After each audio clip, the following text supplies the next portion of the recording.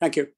Yeah, so it's always a function from the space of n by n matrices with entries in a field to the same field, okay? And so this function exists for every n. So there is, I should really put a subscript under the dit, but usually we will omit the subscript because it's in a given situation, n is usually, it's clear what n is. So, but it's really important that you think of determinant as a function. That one.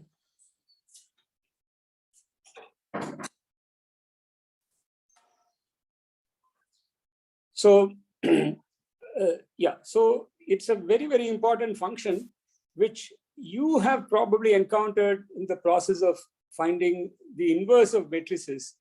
And that is perhaps not the most important role of the function. It has other quite important roles. So you should try to understand the function and its properties quite well. Okay, that is going to be my aim, to teach you about the function and its properties. So the first tricky point is that it is an important function, but with not such a natural definition. And the book of Artin, of which I'm very fond of, says, all possible definitions are clumsy. And what he does, and which is what I will do, is to choose one definition. And as I said, because all definitions are somewhat clumsy, any choice is going to be as good or as bad as any other. And so I'm going to make a choice, which is the same choice that Artin has made. And then we will work with this, okay? So one choice of definition, X.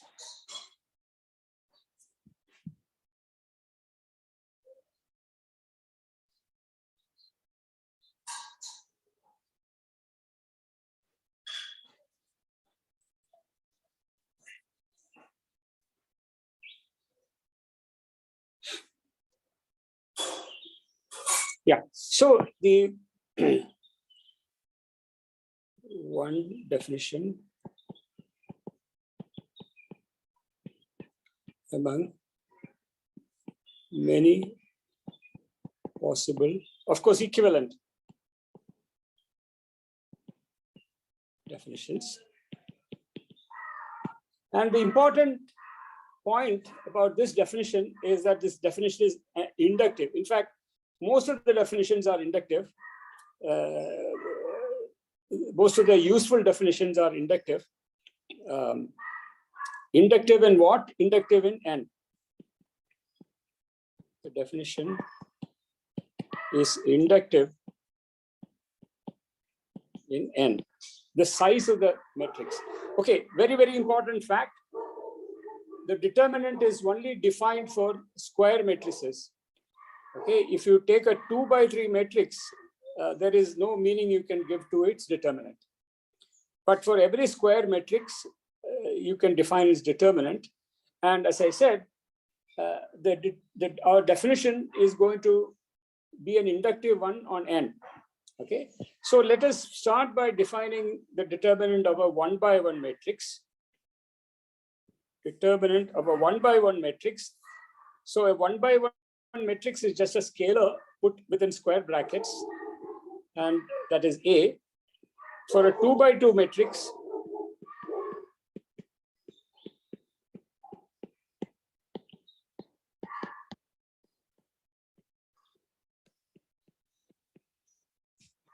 so suppose you have defined dit of n minus 1 cross n minus 1 matrices. Suppose has been defined. So then I want to define the determinant of a n by 1 matrix.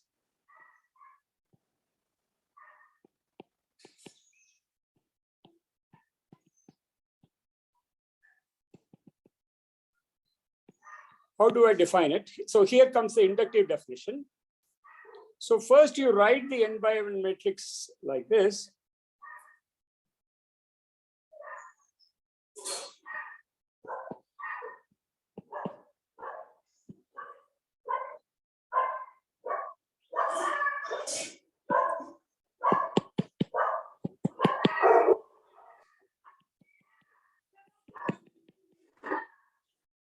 So dit of this matrix is going to be A11 times something, change sign, this change of sign is very important, A21 times something plus A31 times something, change sign. So these signs alternate. So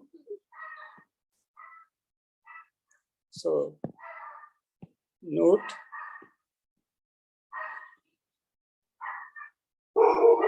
so just to emphasize this, let me put a plus here. You start with plus and then the signs alternate.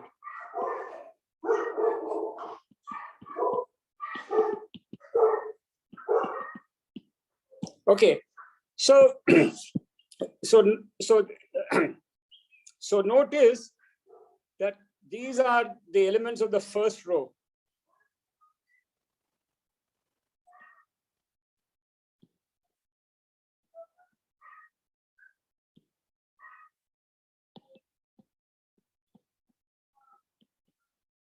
From the first, not row, column. Sorry, I said row, wrong. It's column. So these are these guys. Okay, so I have to tell you what comes within these round brackets. What comes here? Okay, so I will give at the moment. I'll just well, I'm beginning to now explain what comes with the round bracket. So that is what. Let me do that. This is going to be the determinant of a n-1 matrix, which I will denote like this.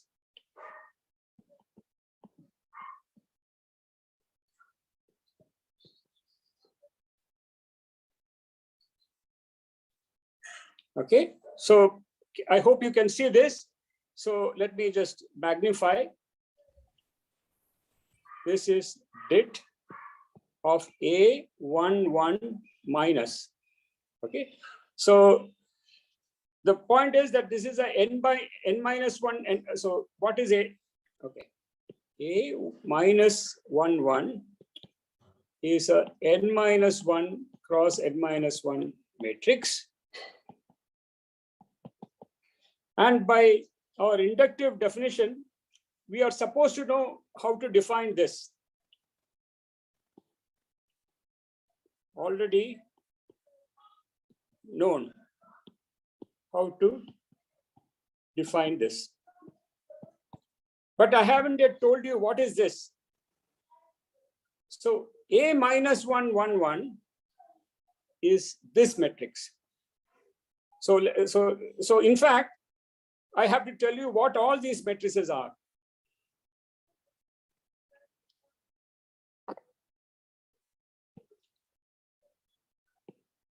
What are the matrices A minus 1, 1, A minus 2, 1, A minus 3, 1, etc. Well, I will just tell you what these are in words.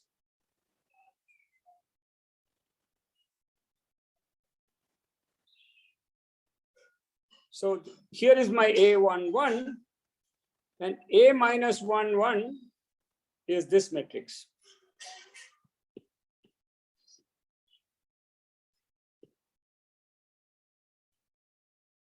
Okay, so this is the matrix obtained from A by removing the first row and the first column. So in other words, here is my first row, A11, A2, sorry, first column.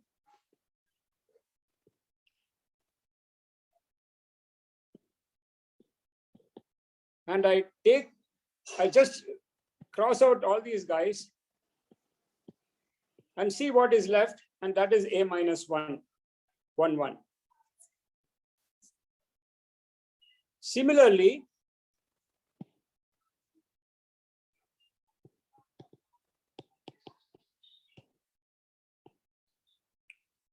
A minus L1, where L is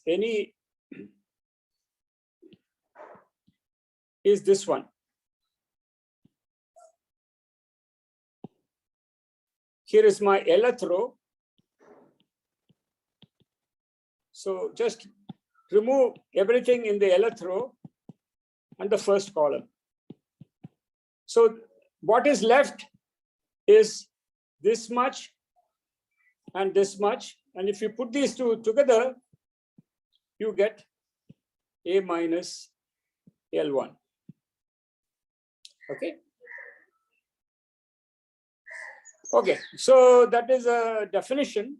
It is an inductive definition because the definition of an n times n matrix depends on the definition of an n minus 1 times n minus 1 definition matrix. Okay.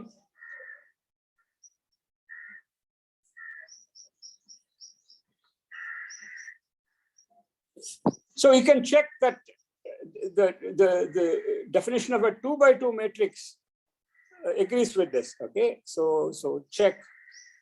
So let us look back.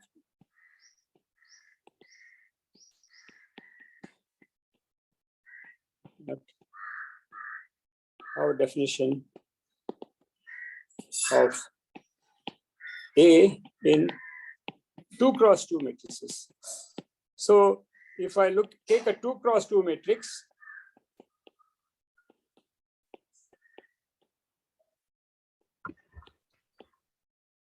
then dit A, according to our definition, I take A11 times dit of A minus 11. Then I change the sign and look at A21 and look at dit of A minus 21. But A minus 1 is this guy. I take A11, A12, A21, A22, and cross out this, and this. So that leaves me with this matrix A22. And the determinant of a 1 by 1 matrix is just the entry. So this is A11, A22 minus A21, and similarly A12. Okay, so which is the definition that we already had? Very good. So, well, we have a definition, and it's quite clumsy. It's but it is what it is. So the point is, usually we are more interested in the properties of the function than actually computing it.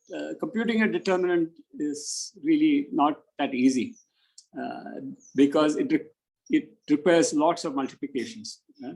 So let us prove a theorem which follows from the definition. Okay, so we are going to now interested in okay.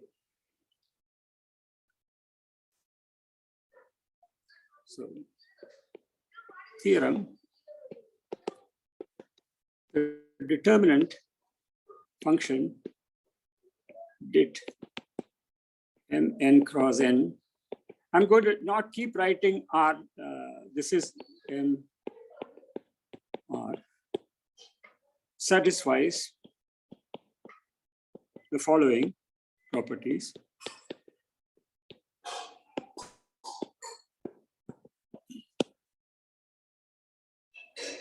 1, the determinant of the identity matrix is 1. 2, determinant is separately linear in each row. I'll explain what that means.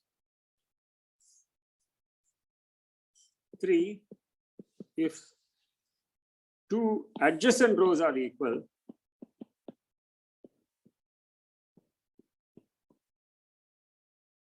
then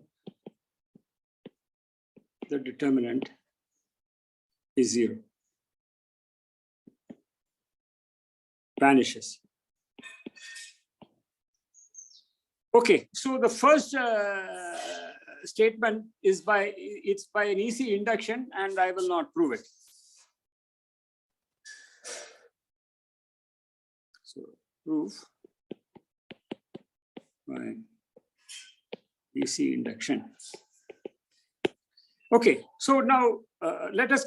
So this is the meat of the matter is in the second.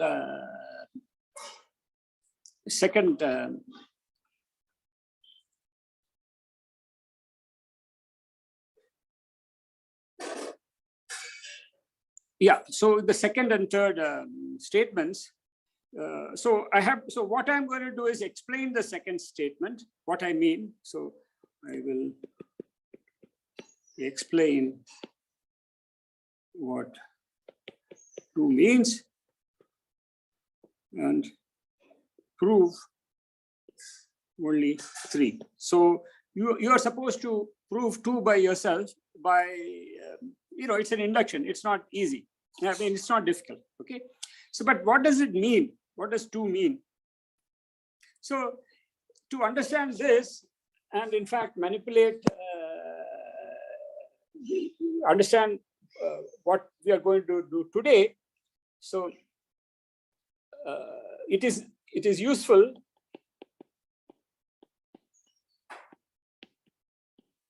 to think of a, yeah, is there a question?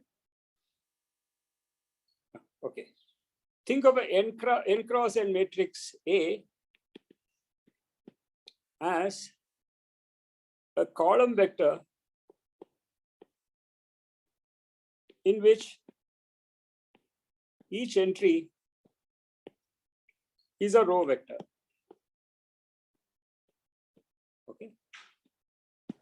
So in other words, I take A, it is an n cross n matrix, A11, A1n, A21, A2n, AN1, ANN, blah, blah, blah. I write this as a column vector of length n, R1, R2, Rn, where RL is AL1, AL2, ALN. Okay, this is just a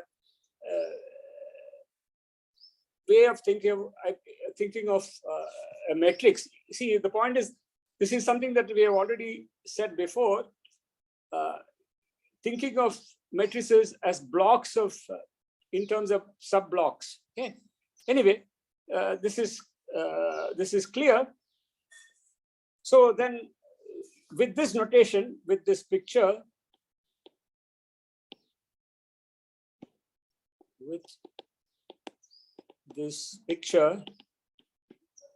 and notation, what does 2 mean? Part 2 of the theorem means if you part 2 is multilinearity, right, of determinants of row. Separately linear. That's what I've said. Part 2 is separately linear. Yeah, that does. Okay, that does mean multilinear if you know what that means. But I will. I don't want to. Yeah. So part 2 means this. I take a matrix which and look at the rows. The first row is R1, And then I have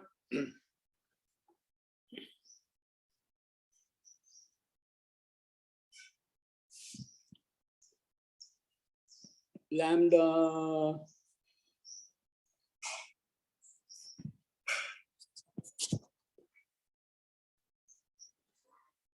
for some reason in the notes I have twiddles over the R's, so I better keep the twiddles because I must have done that for a reason.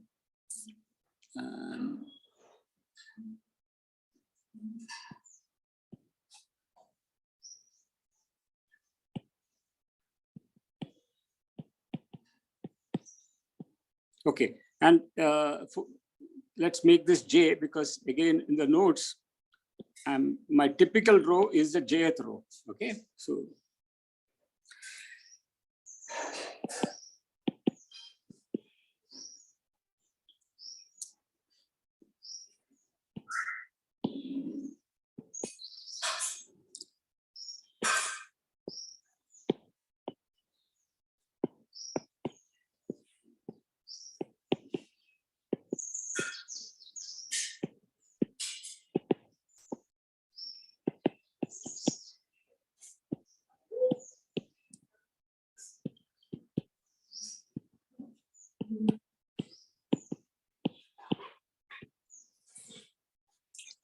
okay, this is what 2 means. 2 means is identity. So this, so part 2 of the theorem means is identity.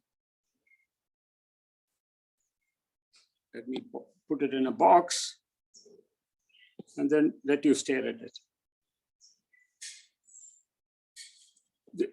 Okay, so I'm going to now give you time to stare at it and ask questions, because if you don't understand what is going on in this equation, I mean, I'm not talking about the proof, but I mean the meaning of the equation, then you will be quite lost going forward. So I want to make sure everybody understands the meaning of this equation. So why you wrote the jth row as combination of 2 rows? No. So that is the point. So yeah. So supposing I take, so this is the addition of 2 matrices. I have 2 matrices, A and A prime. A is this matrix, R1 tilde, Rn tilde, Rj tilde. And I have A prime, which has all the rows are the same, except the jth row, which is different. Okay, so I have 2 matrices A and A prime. Is this clear? I mean, Shakti, that was Shakti, right? Yes, sir. Yeah. Yeah, so I'm explaining the above equation. I start with two matrices. Okay, the 2 matrices, I call them A and A prime, and I write so the 2 matrices are, all the rows are equal except the jth row. Okay, what happened? How do I go from A to A prime? The first row of A prime is the same as the first row of A. The last row is the same except the jth row, where I have changed the jth row. So A prime differs from A only in the jth row. Okay, now I take some scalar lambda and multiply A by lambda. Sorry, not A by, okay. Yeah, so I made a big mistake. So just remember what I just said and just cut it from your memory, because that was totally wrong. Now I don't, this is not A. A is actually going to be this. Okay, and this A prime is going to be this. So all the entries of the jth row are multiplied by the same scalar lambda. Now I add A and A prime and take the determinant of that. And what this says, that this is equal to lambda times dit of R1 or J Rn plus lambda prime let R1 Rj prime, tildes everywhere, and Rn tilde. Okay, so this is what it means. So let us again take a moment to understand this. Okay, so special cases.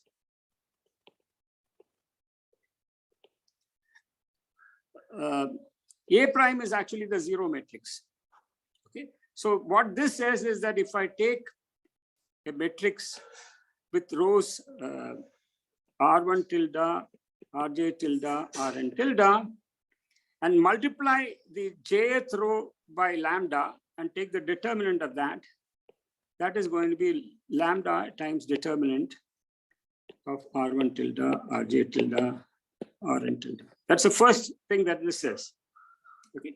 And secondly, what it says is that determinant of R1 tilde, Rn tilde, Rj tilde plus R1 tilde, Rj tilde prime, Rn tilde is determinant of R1 tilde, Rj tilde, Rn tilde plus determinant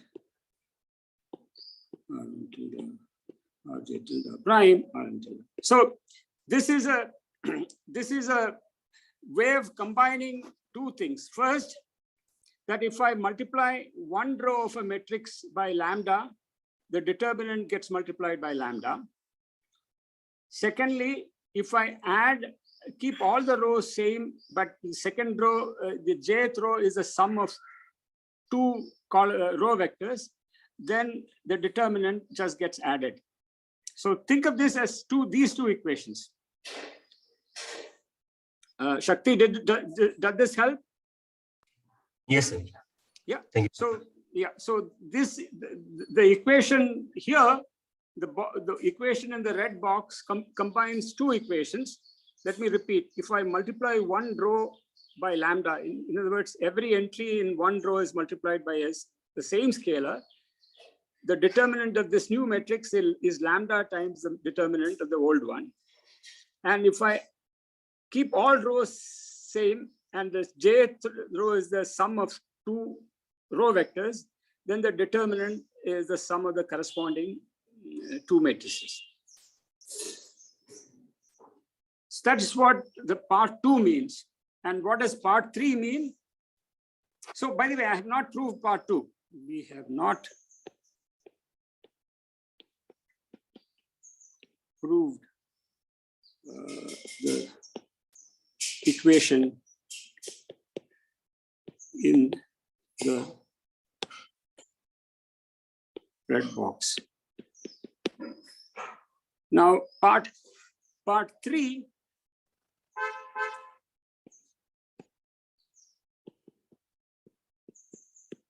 means determinant of R1 tilde R J tilde R tilde J plus 1 Rn tilde is 0 if Rj tilde is equal to Rj plus 1 tilde. So if two adjacent means near each other. So if two rows which are just next to each other are exactly the same, then the determinant of the matrix vanishes. Later on, we will prove that this adjacency is not important. Okay, but at the moment, we are only going to prove this case. So later on, we will prove that if two rows of a matrix, even if one is the first row and the other one is as far away as possible, the last one, if two rows are equal, any two rows of a matrix are equal, then the determinant vanishes. Later on, we will prove that. But in the way the theory is developed in Artin, which is what I'm following, you first prove this special case and then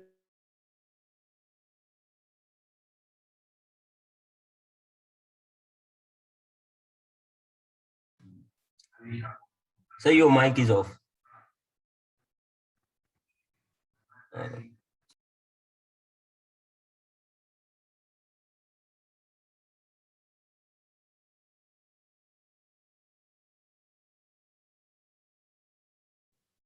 Sir,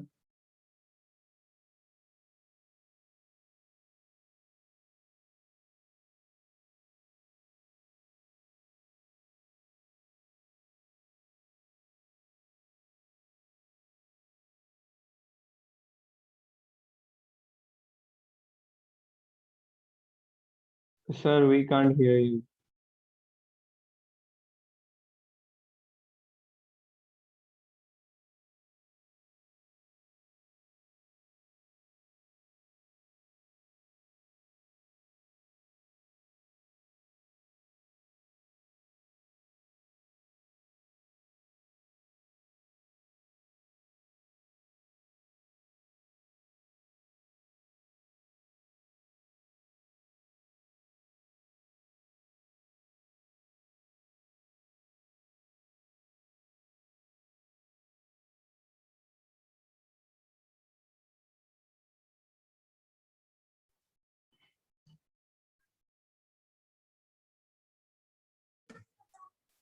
Sir,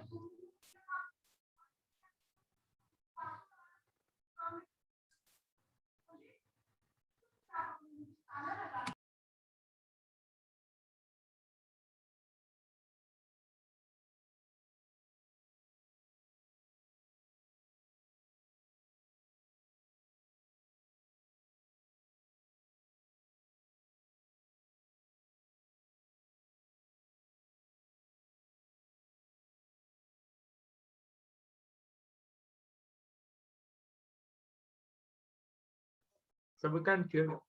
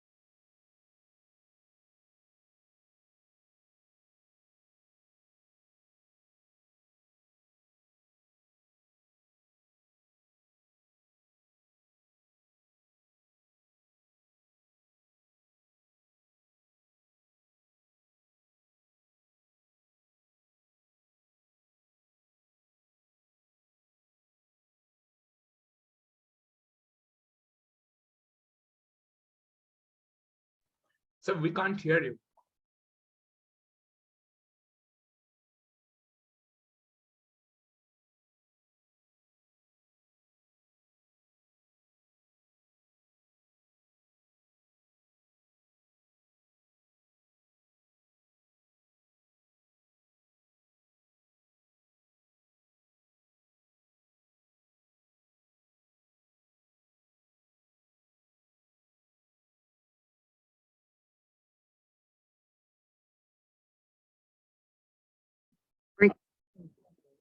I just noticed that my iPad Zoom has crashed.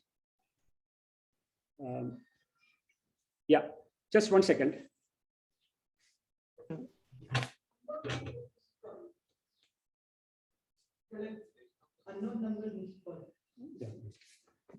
I think it's okay. Yeah. How long has this been going on now that you couldn't hear me?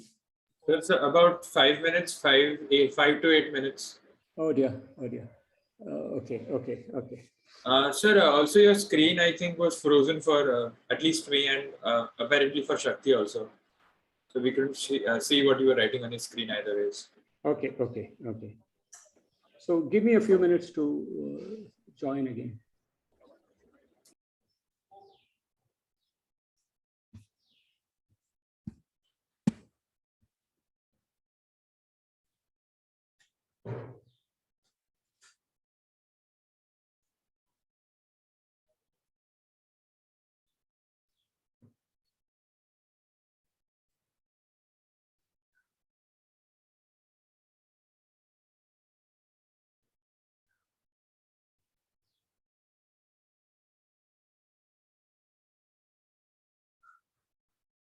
Recording in progress.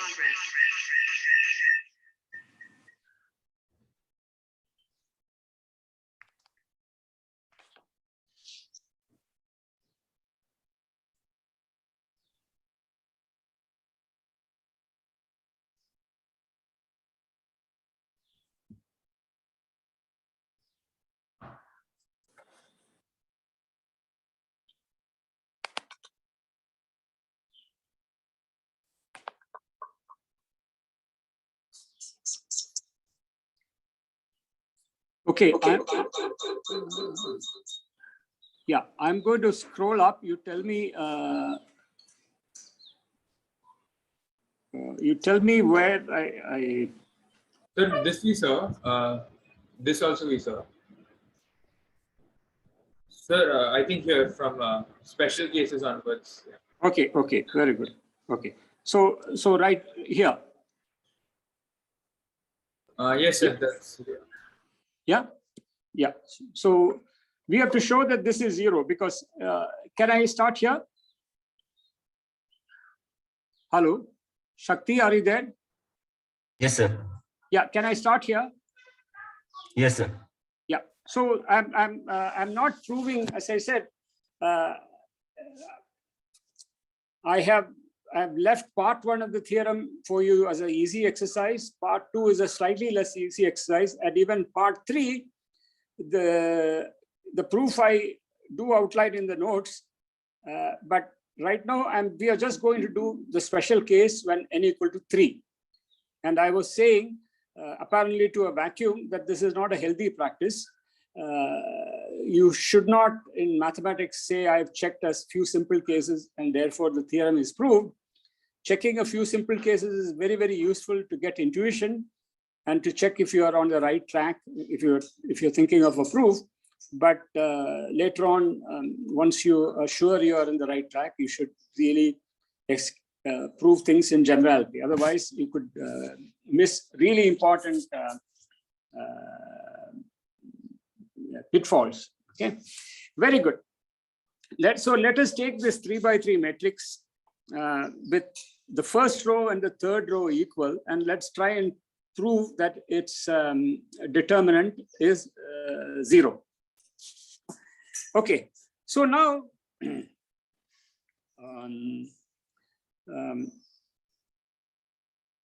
so what is the first thing that will come to mind? I have written out the determinant I've just taken our definition and written out the determinant.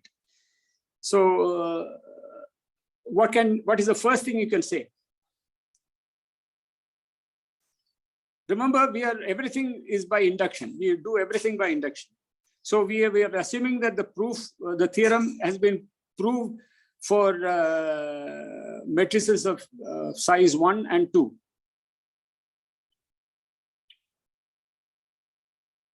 Hello, are you there? Yes, sir. Yeah, so immediately you can say something. So the second term will be 0. So Yeah, 8 so- times determinant of BC will 0. So this is 0. Okay, because this is a 2 by 2 matrix, its rows are equal, therefore its determinant is 0 by just assuming the theorem by induction for 2 by 2 matrices. So this vanishes. So we are left with A times dit B prime C prime BC plus dit BC B prime C prime. And now we have to use part 1, 2, or 3 of the theorem for 2 by 2 matrices to prove that this is 0.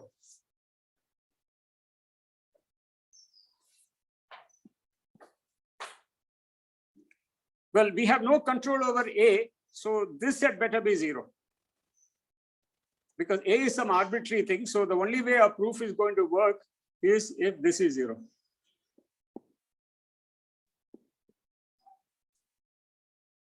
Now, those of you who know something about matrices and determinants know that if you interchange two rows, the determinant changes sign. So, but we haven't proved that yet, and so we cannot use that. We have to only use part 1, 2, or 3 of the theorem for 2 by 2 matrices to prove that this is 0.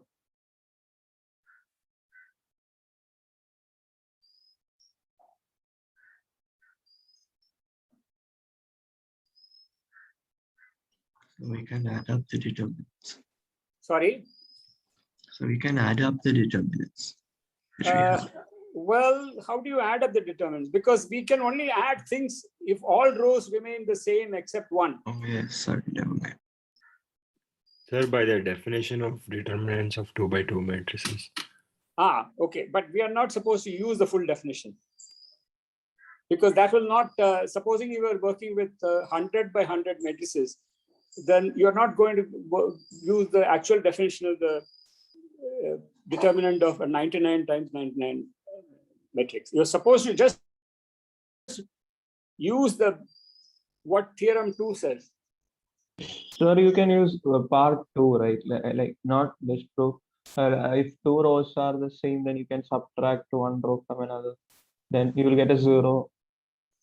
A row that is full of zeros. Okay. So so here is the that is more or less. I'm going to do something that is not immediately obvious, but let's just take it. We can add and subtract B prime C prime determinant B prime C prime BC. Yeah. So let me just do this. So let me just. Yeah.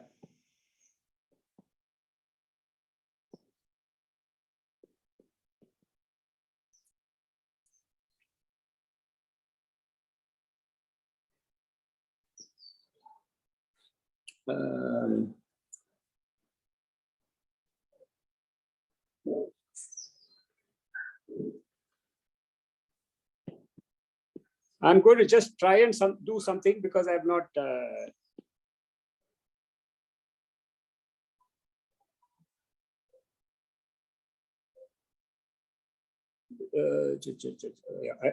Just 1 second. Let me just look at my notes. I have not.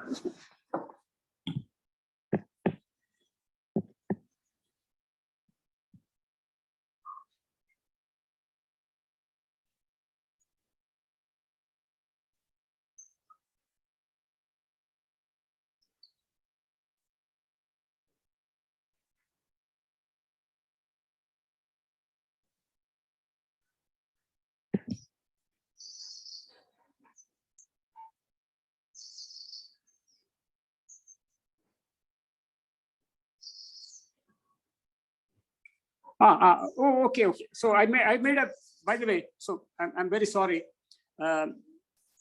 You should have spotted this also. Okay. Yeah. You see, I was anticipating something. Yeah. I'm going to have to reboot this proof. So I'm going to just. Can somebody say why this is not a special case of part 2? They're not adjacent rows that are equal. Exactly. Thank you. Who was this? So Shrivani. Yeah. So these are not adjacent rows. That is why I am in trouble. We can also extend continue No. this proof. Wait. We are proving theorem 2 theorem exactly as stated. Later on, as I said, we will prove that even if the rows are not adjacent, the statement is true. But that proof will come later. So this is not a special case of okay. So sir, what are you proving? Are you proving the special case for the second part or the third part? What are you doing? I'm proving the third part of the theorem, okay, which says that if 2 adjacent rows are equal, then the determinant vanishes. And we can do the reverse work to prove that. Yeah. So what I should do is just 1 second. I will just do that.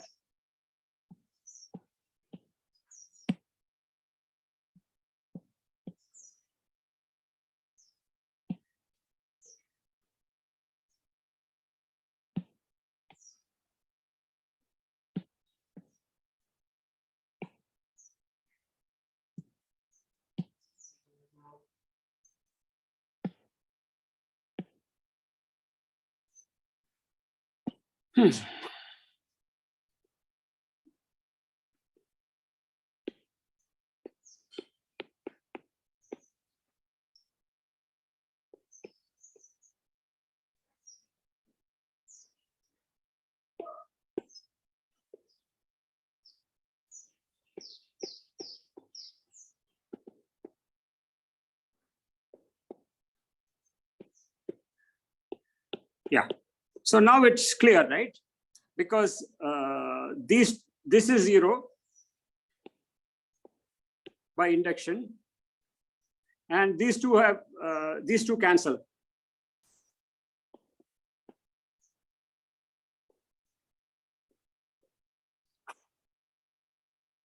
Okay.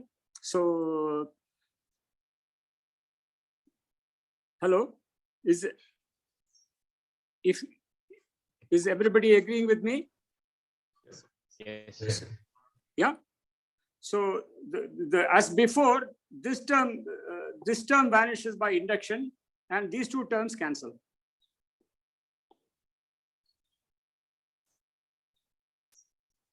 So So there shouldn't be a dash in there in the third thing.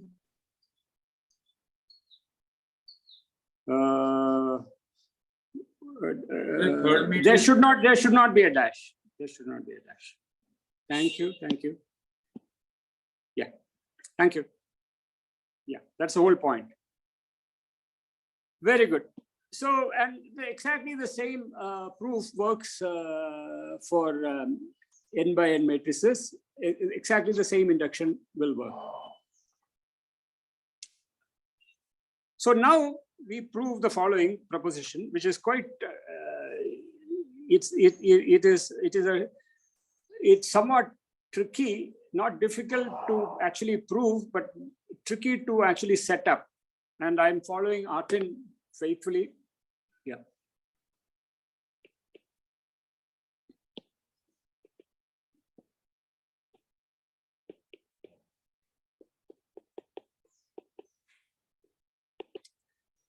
I think I'm just going to have time to write down the proposition, but it's important that I write it down and guide you through it. If any function D from n by n matrices to R satisfies properties 1 to 3 of the theorem. So let me write it down here. So, and in fact, I'm going to call this properties 1 to Roman 3, because we are going to have a longer list of properties coming your way, which you'll see. 1, D of the identity is 1, 2, D of R1 tilde, Rj tilde plus Rj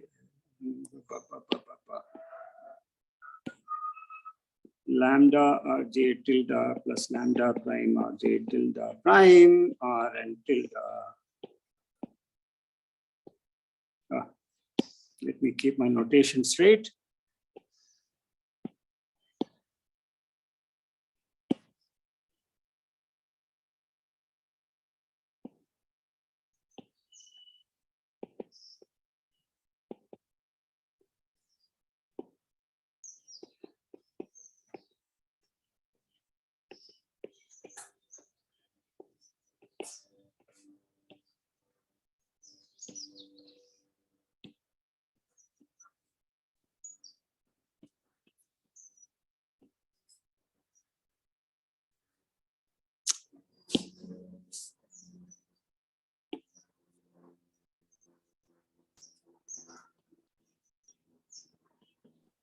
Excuse me, sir.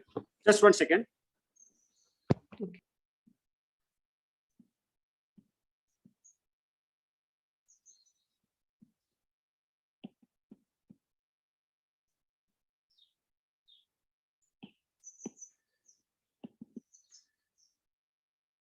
Then it satisfies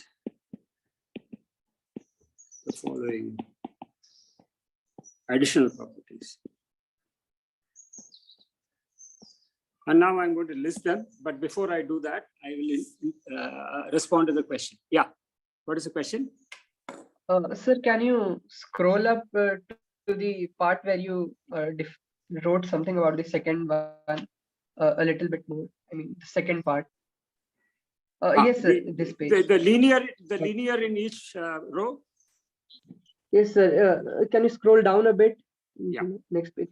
Yes, sir. In this this point which you wrote, that determinant of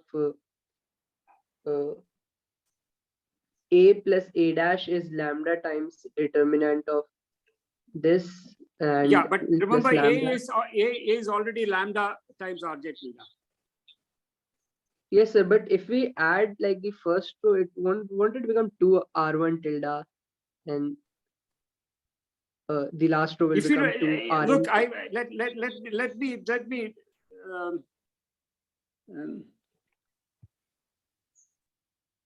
see. I think this notation is I don't want to talk in terms of A and A prime at all. So I'm going to just remove this. I think that confuses me, and maybe it confuses you also.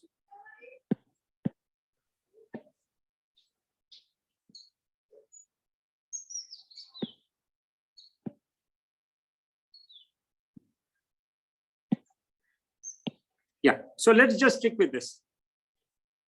Okay. So now Yes, that is fine. yeah, okay. Let me not talk in terms of A and A prime. So this is clear? Okay, sir. Yeah. I think that Yes. A and A prime was not a good idea. Just think in terms of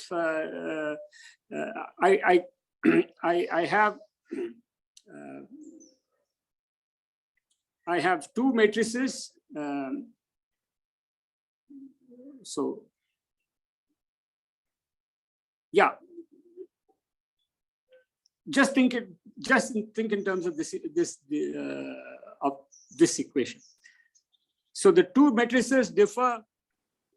In fact, don't think in terms of this equation, because this equation,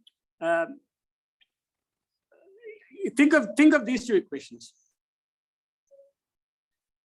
It is additive in each individual row, and if I multiply one of the rows by a scalar, then the determinant gets multiplied by lambda. And these things are summarized here in this box equation. They are put together there. Okay, sir. Yeah. And the correct term is multilinear, but separately linear in each row is a good way of describing this. Keep everything unchanged, except in one row, all the action takes place in one row. So think of this as a function of n rows, but then you freeze all the other rows and just think of what's happening in one row. Then it's linear in what's happening in that row.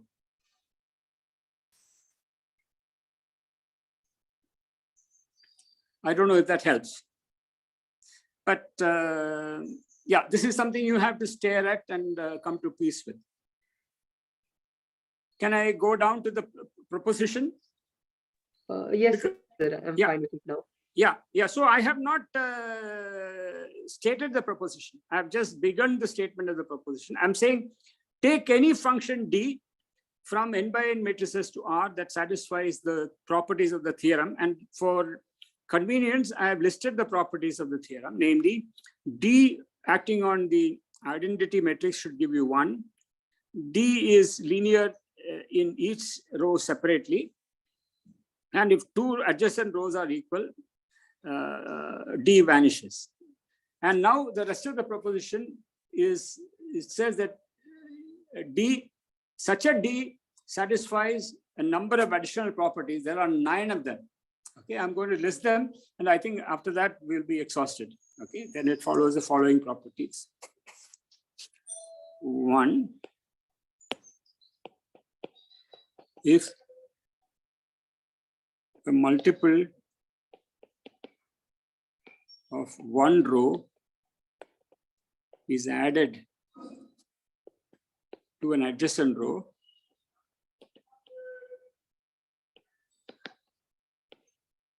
the value of D does not change.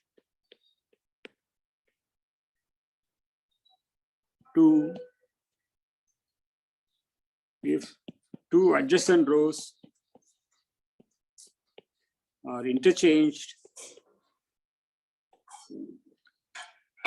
D changes sign. 3, if any two rows are equal,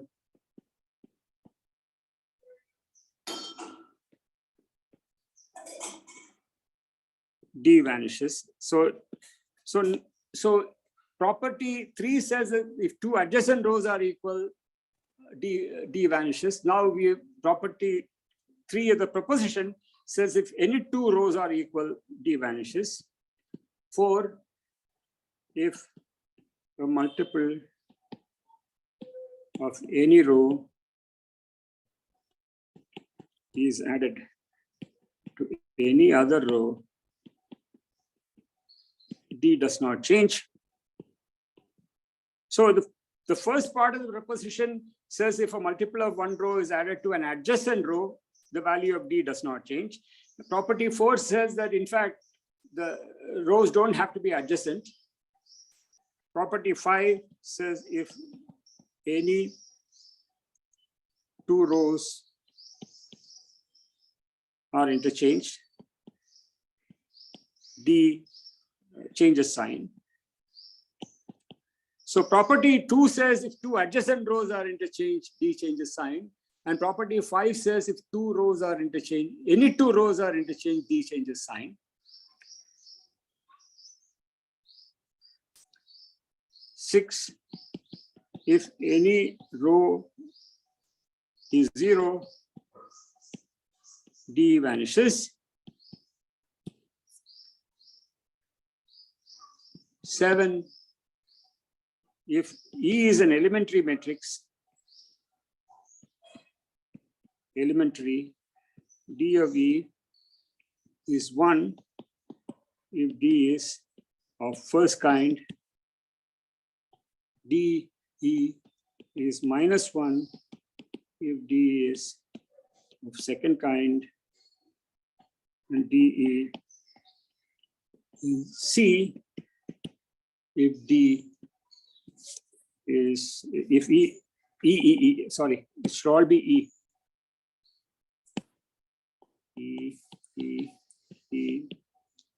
is of the form, third kind of the form C1. Oh boy. 8, D of EA is D of E times D of A if E is elementary, and A can be arbitrary. 9, if A is in row echelon form, D of A is 1 if A is invertible. Of course, that means that A is the identity, and D of A is 0 if A is not invertible.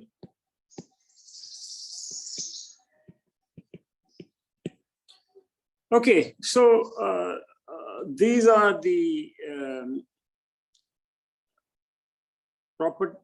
properties of any function D that satisfies the properties of the determinant that were proved in the theorem.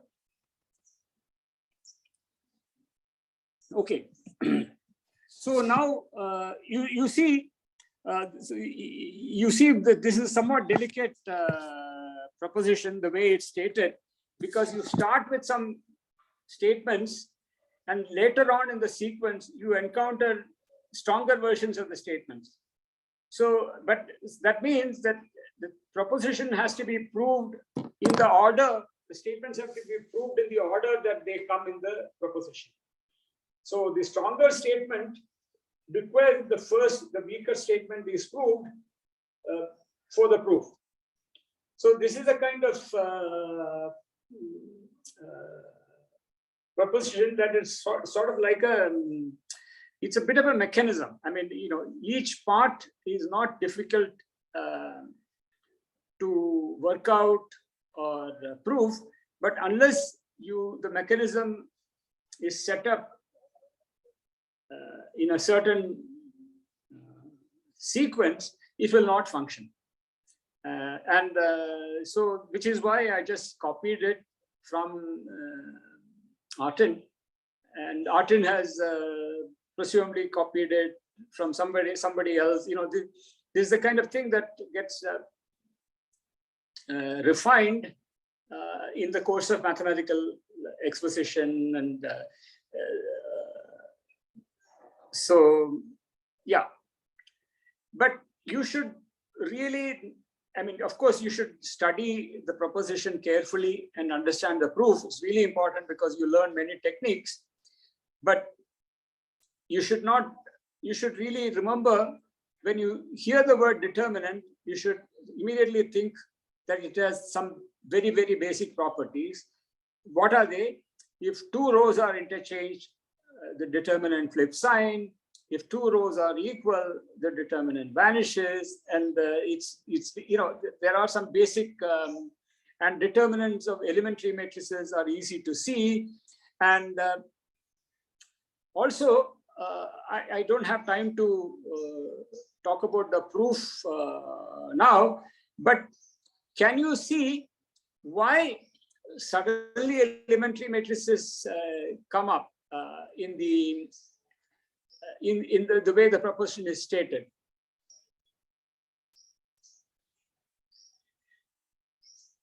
So that is, I wanted to really think.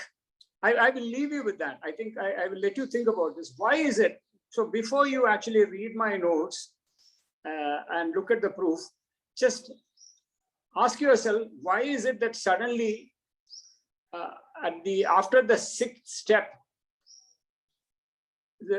of the proposition, the seventh statement comes and the elementary matrices suddenly make their appearance? I mean, how would you, supposing I knew parts 1 to 6 have been proved, and then why is that elementary matrices suddenly make their appearance? And then think of properties 7 and 8. And ask yourself, how would you prove property 8 if you knew properties 1 to 7?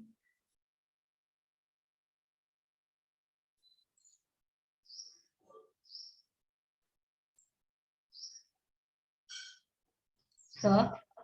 Yeah. So I have it out. Could you scroll down to the next page? The fourth property, what have you written? I couldn't understand. If a multiple of any row is added to any other row. Oh, that's other. Okay. Yeah. Sorry about my handwriting. By the way, you have access to my notes, right? You have looked at my notes. The notes, right. This statement, this proposition is, I've just copied. As I gave the lecture, I just copied from my screen from the notes. So exactly word for word what's in the notes. Yeah. So can we define the determinant diagonally, like as we did for the row? Like we take the entries of diagonals and like multiply the remaining matrix determinant. You mean yeah, sure. There are all kinds of definitions. I don't know. There are expansions in various. There are all kinds of definitions. I don't know. Yeah, I don't know. The answer is I don't know. There is expansion in minors of the first column, expansion in minors of the first row. I don't know if you can presumably do it. Yeah. I don't know. have not thought about it. Is it also that D satisfying 1, 2, 3 is determinant itself? Finally, that's what you will prove. You will prove that there is no other function. Okay. Yeah, yeah. So you will have this very satisfying theorem that the only function that satisfies properties 1 to 3 is the determinant, and then that will enable you to prove other properties of the determinant without actual computation. Okay, so look at my notes, and then we will meet on Wednesday. Okay, so that's it now. Okay, can I leave now? I have a few minutes. I can ask. I can. We can discuss what I talked about today for a little time.